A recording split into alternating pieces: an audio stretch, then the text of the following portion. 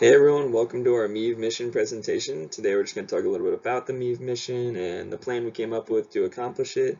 And you'll get to meet the team as we go, so let's just jump right in. Alright, so my name is Spencer Baird, and I'm just going to start with an overview on the MEEV mission in general. And basically, it starts with the end game goal of getting human civilization on Mars. But that's a pretty audacious goal, so we got to start with a smaller step, which is the MEEV mission. And basically, the idea is how can we make landing a little bit easier? Right now, to land on Mars is pretty complicated, and if we wanted to establish a civilization there, we'd have to land a lot of heavy things. And so one of the ways we can make that easier is by utilizing the Martian moons. And the first step in utilizing them is learning a little bit about them. And that's what the MEEV mission is centered about.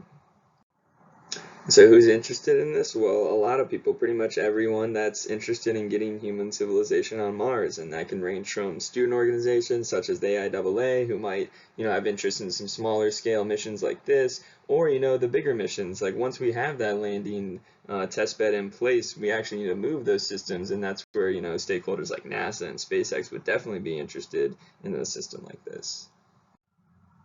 And so we talked about, we want to make that landing easier, and how are we going to do that? Well, the key is Deimos and Phobos, the Martian moons, and so that's what this entire mission is centered about. This MEEV mission is basically, can we get a Martian excursion vehicle onto one of these moons so that we can learn a little bit more about it, maybe set up a base and get that preliminary understanding that'll be necessary to establish a sort of, starting place for future missions. Alright, so what's this mission really look like? Well, here's the con-ups. I know it's a little messy, but we'll break it down. Basically, you start here and you just move throughout the phases, and then you work your way all the way back through deep space transport and back to Earth. And you can see some of the ground support facilities. You can see, the deep space transport outlined and all the phases. And let's actually go through those phases. And so for each phase, we'll talk a little bit about it up here in the corner. I'll talk about some of the big ticket items as well as how long they last, so you get an idea of the timeline. Basically, of course, you have to start with launch, get into orbit. Once you're in orbit, you got to get over to the deep space transport all the way by Mars, and so that's approximately 9 months at closest approach. Following that, you got to dock with the deep space transport, of course. After that, you need to do some more orbital maneuvers to get to the moons themselves. Following that, of course, you need to land on those moons, collect the samples, that's the whole point of the mission, and finally return to Earth and analyze those samples, and you're done. Okay, and of course, we have requirements for this mission. Here are the top level requirements. I'm not going to go through them, but basically we have a requirement for each of our major subsystems, and you can see on the right where they've been sourced from, so that might include, the landing limit, which is from the RFP itself, or from, the mission success criteria, your MSC. So those are just the top level requirements, and the full requirements document is linked right there. And of course, for some of the requirements, there was level 2 requirements, which is just, underneath those top level requirements. And for example, we have the environmental testing, and a specific sub-requirement of that is maybe we need to do some TVAC testing. And so you can see on the right, you have the verification method, and in that case, it would be a test, not an inspection, demonstration, or an analysis. Hi, my name is Snigdha, and I'll be presenting the decomposition of our mission. Starting with the first stage, reaching Mars, this includes all of the background work that happens prior to launch, like training of the crew, production, acquiring different resources, all these kinds of things. Then the launch will occur on an optimal date, which means that the distance between Earth and Mars will be minimized in order for it to take the least amount of resources in order to get to both of our moons. Then in the gather sample stage, we're going to basically traverse the surface of both of these moons. In both, the vehicle and, the crew will be able to walk around, collect different samples, and then they're going to store all of these in some sort of base, which would be near the landing site.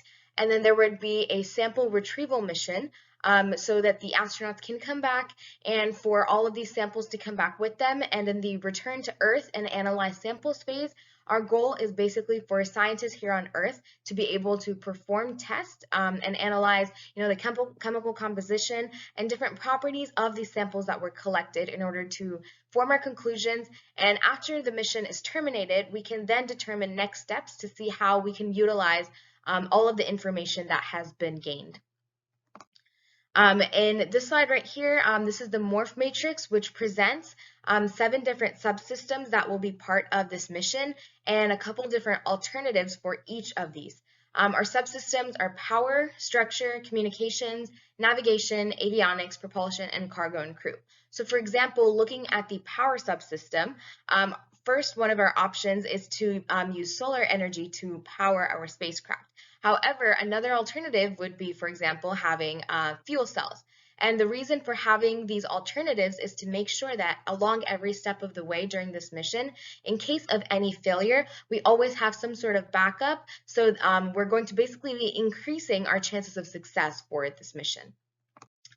And now here we're presenting an n-squared diagram for the communication subsystem, and the different functions outlined in this diagram are communication, data processing, data storage, ADCS, and guidance and navigation. So for example, to walk through the flow of this, if we start with guidance and navigation, the output from this is positioning data, which can then be sent to data processing, and then that process data is then stored and then sent back to ground facilities on Earth. So there's a clockwise flow that's basically going to ensure that our communication subsystem runs as smoothly as possible.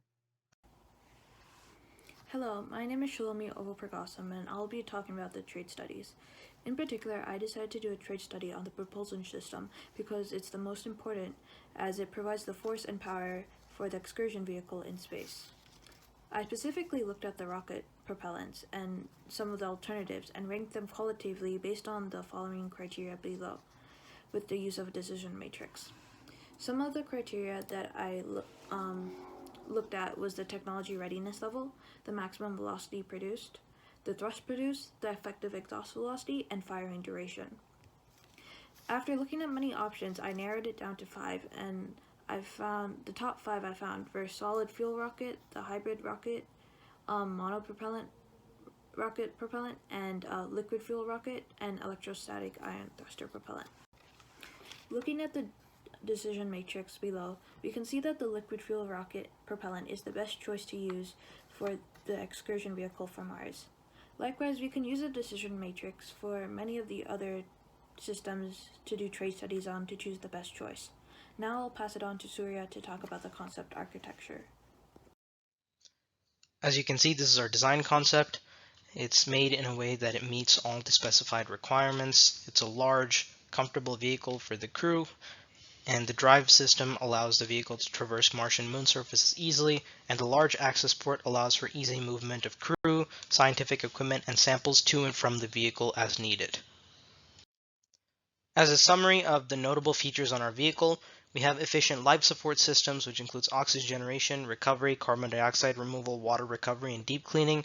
There's also communications units in order to communicate with the ground staff easily and broadcast video, information, and data to and from the vehicle and the ground station. And in addition, we have navigation systems, a secure airlock that allows for the transport of scientific equipment and samples to and from the vehicle, and the drive system in order to make the drive as comfortable and feasible as possible on hostile terrain. We believe our concept has many benefits, some of which are the fact that the sustained life support systems mean the crew can stay on board for the entirety of the mission as planned.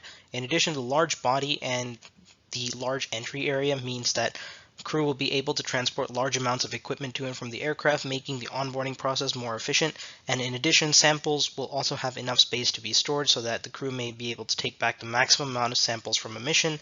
And the drive system allows the vehicle to move smoothly on very rough and hostile surfaces that are traditionally not able to be traversed by vehicles that are not spec'd to handle such surfaces. Based on researching historical data and our own estimates, we project that the total will be between $4 and $4.2 billion, with much of this being consisted of the Space Launch System, as it is a very large vehicle, and there are not many rockets that are equipped to handle such a large vehicle and take it to transit. In addition, we believe we would be able to finish research and development in under $400 million.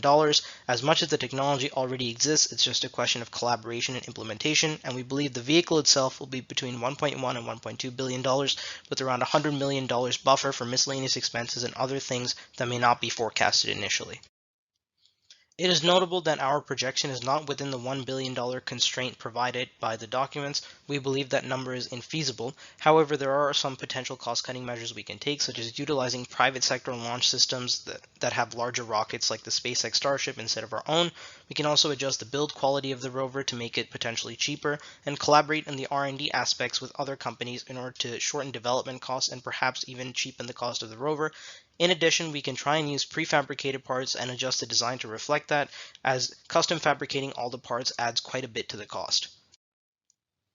We believe that the ideal customers for this product are government space entities and private space travel companies, as everyone involved has a vested interest in ensuring that Mars missions are made easier, and being able to scope the Martian moons would allow us to have easier missions in the future. In addition, the acquisitions and operations cost is fairly low, as it is a one-time mission that does not require any sort of long-term maintenance. And from the perspective of a governmental agency, this product has the potential to simplify both public sector missions and cheapen the cost on taxpayers, and allow private sector partners of such agencies to have cheaper missions as well, and in turn allow for far more cost-effective projects in the future.